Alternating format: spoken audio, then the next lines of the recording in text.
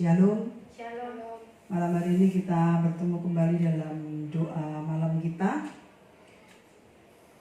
untuk merenungkan firman Tuhan malam hari ini. Mari kita akan buka satu ayat firman Tuhan di dalam Yosua pasal yang 19 ayat 24 sampai 51, tapi kita akan baca satu ayat saja di dalam Yosua pasal yang ke-19 ayat yang ke-47.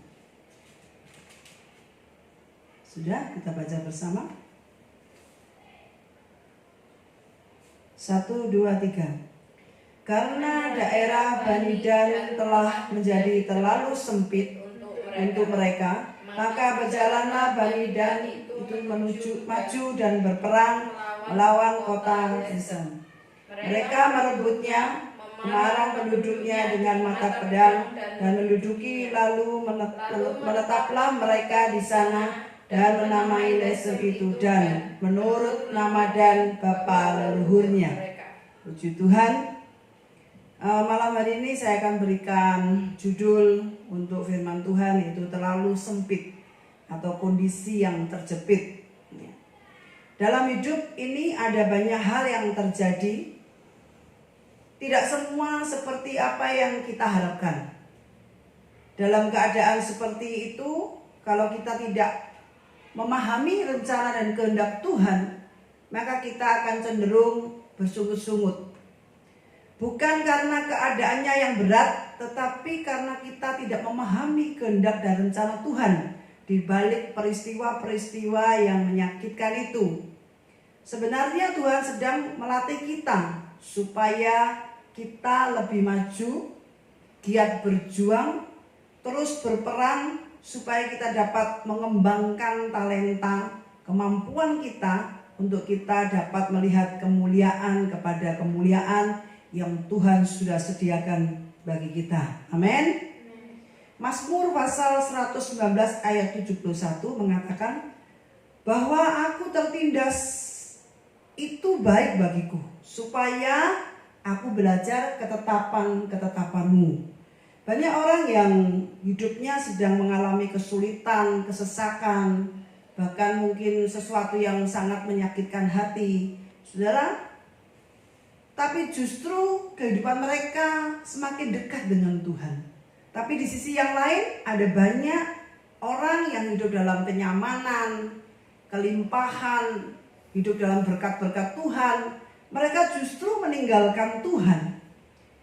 Malam hari ini kita belajar dari kitab Yosua pasal 19 ayat 47 itu berkata bahwa kita dapat mempelajari bahwa mereka atau suku Dan dalam kondisi terjepit, kita melihat dia tidak bersungut-sungut, tetapi mereka katakan berjalan maju, berjuang dan percaya bahwa Tuhan pasti menyediakan yang terbaik buat mereka. Amin. Ini merupakan sebuah pengajaran bagi kita, meskipun kondisi kita sedang mengalami himpitan. Apa yang kita terima atau dapatkan tidak sesuai dengan apa yang kita harapkan. Tetaplah percaya bahwa Tuhan itu baik. Terus melangkah maju, tetap berjuang bersama Tuhan, karena Dia selalu menyediakan yang terbaik bagi kita. Seperti kondisi saat ini kita sedang dihadapkan pada virus COVID-19. Sebagai orang yang percaya kepada Tuhan Yesus, Sang Pemberi hidup kekal, marilah kita belajar untuk memahami rencana Tuhan bagi kita dan umat manusia seisi dunia ini. Apa yang tidak baik di pemandangan mata kita, apa yang tidak enak yang kita rasakan, bahkan yang menyusahkan hati kita, percayalah Tuhan sedang merendah sesuatu kebaikan buat saudara dan saya. Badai pasti berlalu. Amin. Dari gelap terbitlah terang. Dari corona pasti ada hosana. Amin. Ya. Apa yang harus kita lakukan? Sekarang pertanyaannya, apa yang harus kita lakukan ketika kita mendapatkan hal-hal yang tidak sesuai dengan harapan kita? Yang pertama, kita harus tetap tekun dan setia. Dalam hidup ini pasti ada saja keadaan-keadaan yang terjadi tidak sesuai dengan apa yang kita harapkan. Apakah itu di tengah keluarga, usaha, pekerjaan, pelayanan, pergaulan, dan keseharian hidup kita. Tetapi kita harus tetap tekun dan setia. Berdoalah, mintalah hikmat Tuhan untuk dapat memahami apa yang menjadi rencana dan kehendak Tuhan atas hidup kita. Karena apa yang tidak sesuai dengan harapan kita, seringkali itulah yang terbaik buat kita. Puji Tuhan. Yang kedua, tetap beriman dan berjuang. Jangan pernah membiasakan diri pasrah dan masa bodoh dengan hidup kita. Sebab hidup kita sepenuhnya ada di dalam rancangan Tuhan yang besar dan luar biasa. Sebab itu miliki iman dan kepercayaan penuh kepada Tuhan yang terus melangkah maju, berjuang untuk meraih segala sesuatu yang terbaik yang sudah Tuhan sediakan bagi kita semuanya. Yang ketiga, hidup dalam kebenaran firman Tuhan. Saudara, untuk hidup dalam kebenaran kita harus selalu belajar firman Tuhan. Karena firman Tuhan itu adalah yang mengajar, menegur, meneguhkan, memperbaiki kelakuan, dan memberikan hikmat supaya kita dapat mengambil setiap keputusan-keputusan dan langkah-langkah dalam kehidupan kita dengan benar. Firman Tuhan juga memperbaiki kelakuan.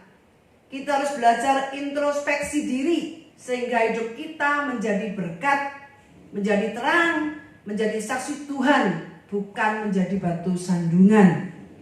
2 Timotius 3 ayat 15 dan 17 mengatakan, ingatlah juga bahwa dari kecil engkau sudah mengenal kitab suci yang dapat memberi hikmat kepadamu dan menuntun engkau kepada keselamatan oleh iman kepada Yesus Kristus. Segala tulisan yang diilhamkan Allah memang bermanfaat untuk mengajar, untuk menyatakan kesalahan, untuk memperbaiki kelakuan, dan untuk mendidik orang dalam kebenaran. Dan demikian tiap-tiap manusia kepunyaan Allah diperlengkapi untuk setiap perbuatan baik. Akhirnya saudara, Yakobus 1 ayat 22-25 mengatakan, tetapi hendaklah kamu menjadi pelaku firman dan bukan hanya pendengar saja. Sebab jika tidak demikian kamu menipu diri sendiri. Sebab jika seorang hanya mendengar firman saja dan tidak melakukannya, ia adalah seumpama seorang yang sedang mengamat-ngamati mukanya yang sebenarnya di depan cermin. Baru saja ia memandang dirinya, ia sudah pergi, lalu ia segera lupa bagaimana rupanya. Tetapi barang siapa meneliti hukum, meneliti firman Tuhan, menyelidiki firman Tuhan, ya, yang sempurna, yaitu hukum yang memerdekakan orang, dan ia bertekun di dalamnya. Jadi bukan hanya pendengar untuk melupakannya, tetapi sungguh-sungguh melakukan, ia akan berbahagia oleh perbuatannya. Saudara yang kasih dalam Tuhan, biarlah perenungan firman Tuhan yang singkat ini boleh menjadi berkat bagi kita semuanya. Tuhan Yesus memberkati.